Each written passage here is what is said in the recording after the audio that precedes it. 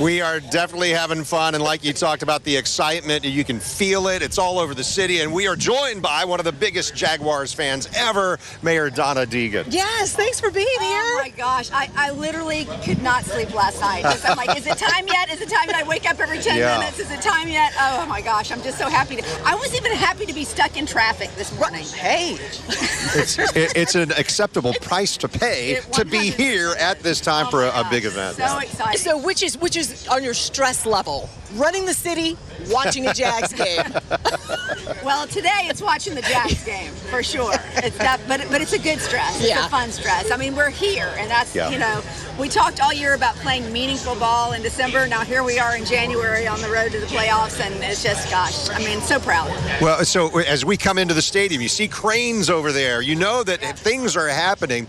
It was big a year ago to decide, okay, we're going to invest in the team and the stadium and all of this.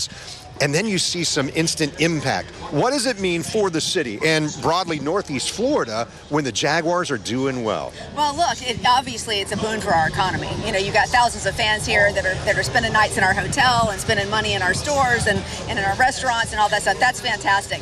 But also lots of eyeballs on Jacksonville. Yep. You know, we talked the other day about how we still seem to be seeing those shots of the landing every now and then, you know, on the national broadcast.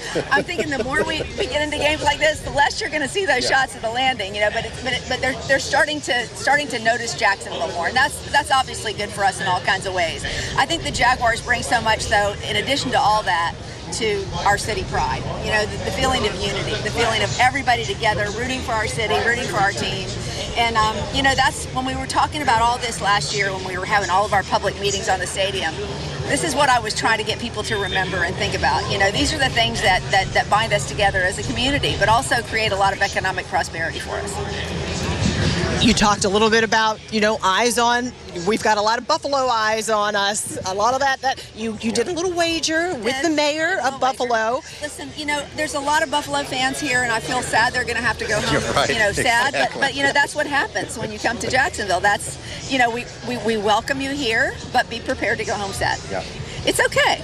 You know, they're nice people. We have therapy dogs at the airport, so they were greeting those Buffalo fans. I think we're going to need those Buffalo fans to get the therapy dogs on their way out. And by the way, there's history here. We saw that you were on the phone there with the Buffalo mayor and having that wager. Yeah, so what's he sending to Jacksonville when the Bills lose today? He's going to be sending us a load of buffalo wings and a contribution to feeding Northeast Florida. So and you know, we said that in the unlikely event that we should have to reciprocate, it would be Mayport Shrimp, and we would make a contribution to their food bank as well, which we will probably do regardless. Yeah. But very classy.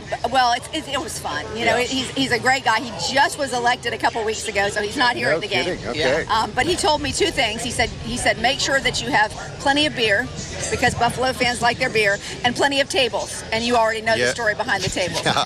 So I haven't actually seen anyone crash through a table yet. We need really sturdy tables. We haven't either. I'm sincerely hoping I don't have to witness that today. No kidding. We definitely are going to have to hope that history continues, because the Buffalo Bills, since 1992, are 0-8 on the road in the playoffs, including last time when they were here in the playoffs. We shut them down 10-3. Absolutely. Let's keep that rolling here in Jacksonville. You know, it's interesting, because normally I feel so superstitious. I'm so superstitious. I have to wear the same socks. I have to make sure I do all the same little things.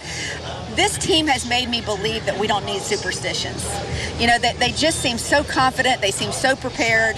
They seem so, as Coach Cohen says, cleats on the ground, in the moment, ready to play. And I feel so confident about what we're going to do out there today. This feels like a good moment. It's a good feeling. We're with you. Yes. Yeah. Mayor, thank you so much for joining us. We Go Jaguars! Go Jags! Sure. All right, there's a special sports interview